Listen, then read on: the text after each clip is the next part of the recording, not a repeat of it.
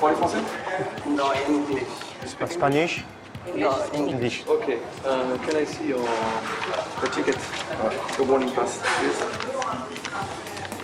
Where did you buy this boarding pass? Yeah, a friend bought for me. A friend for you? Yeah, Where is your friend? it stays in Italy. Italy. What's his name? Okay, how do you know him? Okay, I know him when I was in Italy before. Combien il a acheté? Pay him 50 euros that he has his agent I can 50 euros? get for 50 me. euros? Yeah. L'homme aurait acheté son billet à un ami pour 50 euros. Mais est-ce le prix exact du titre de transport? Est-ce qu'il y a possibilité de savoir dans l'urgence combien combien vaut ce billet actuellement? Voilà. C'est possible de le faire tout de suite? Oui. Parce que le monsieur l'a acheté 50 euros à un ami, donc on veut savoir en cash. Jean-Marc vérifie donc si, comme le dit le passager, le billet a bel et bien été acheté en espèces.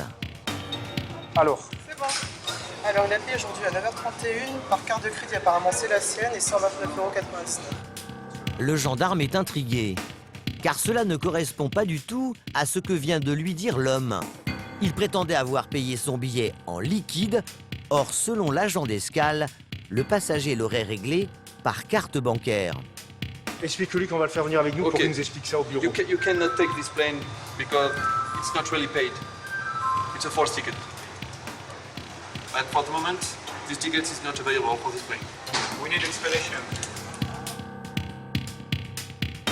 Cette personne a essayé de voyager avec un billet frauduleux.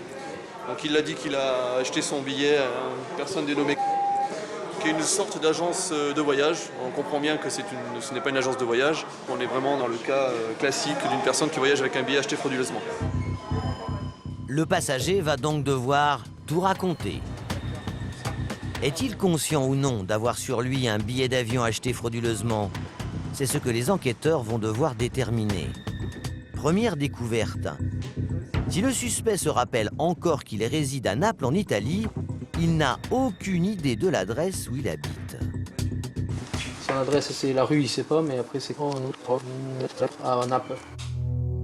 Plus de souvenirs de son lieu de domicile, et ce n'est que le début des bizarreries. Lorsque les enquêteurs perquisitionnent son sac, ils tombent sur un nouveau billet d'avion. Donc là, on a un vol pour demain. D'accord. Un élément qui pose question, mais que les gendarmes préfèrent ne pas commenter devant le témoin pour le moment. Puis c'est l'inventaire. Dans le sac du passager, une seule tenue, le strict minimum.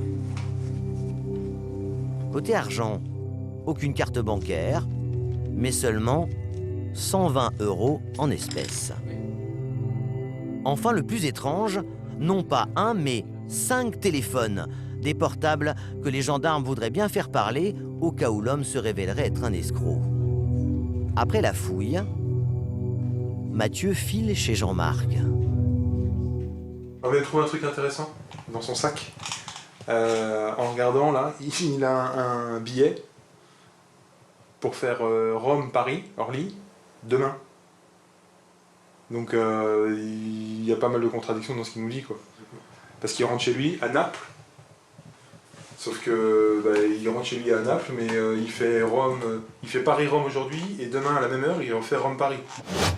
Pourquoi l'homme a-t-il l'intention d'effectuer un aller-retour de manière si rapprochée? L'affaire tourne au mystère.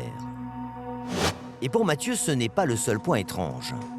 Bon là c'est vrai qu'on a quelqu'un qui voyage avec rien. Il a un sac vide avec un pantalon, un t-shirt. Bon, il a le droit, hein, bien entendu, il n'y a aucun souci, quoi, mais bon, c'est un peu bizarre ce qu'il nous déclare, quoi, parce qu'il n'a pas d'argent pour voyager. Il rentre chez lui, mais il ne connaît pas son adresse. Là, on a des doutes quand même, parce que c'est quand même assez particulier, quoi. C'est rare de se dire, tiens, ce matin, aujourd'hui, je prends l'avion ce soir pour revenir demain matin. Bon, sans raison apparente, si la personne ne travaille pas, bon, c'est pas trop. Là, il faut vraiment qu'on sache qui on a en face de nous, quoi. Le mystère va encore plus s'épaissir, car les gendarmes viennent de découvrir dans le détail comment le passager a réglé son billet d'avion. Contrairement à ce que raconte l'homme depuis le début, ce n'est pas en espèces, mais avec une drôle de carte bancaire, une CB, très particulière. What I don't understand is here I have some documents, proving that this ticket has been bought with a credit card. But I don't know how he does it probably. On va lui poser la question, est-ce que c'est lui qui a payé ça avec ce numéro de carte? Si c'est pas lui, ça veut dire que c'est la personne qui l'y a commandé. Do you recognize this number as being your credit card number? No, this is not my credit card. Les gendarmes sont confrontés à un casse-tête.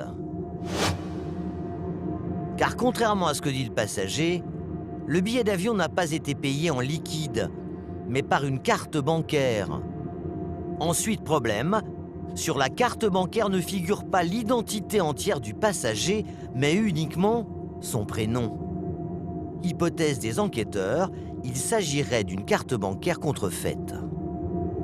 C'est vrai qu'il y a des cartes maintenant sur Internet qui sont uniquement avec des données déclaratives. C'est-à-dire qu'on ne demande pas de justificatif. Donc on peut très bien avoir une carte au nom de Tintin et Milou, quoi. Donc là, ça pose problème puisque on va voir ce qu'on arrive à trouver, quoi. Les enquêteurs ne savent plus sur quel pied danser. Est-ce un hors-la-loi chevronné qu'ils ont devant eux ou tout simplement un citoyen crédule? Yeah, that's why I'm telling you everything. I don't want to lie. Yeah, sure. And all that because I know the implication of lying. I've been in Europe now for 10 years. Okay. Even if you call Italy, I don't have any problem. I don't have any case.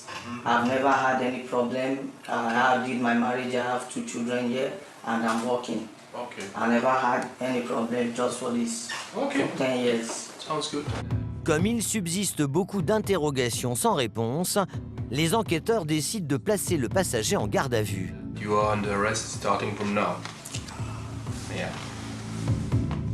L'homme est sonné, sous le choc.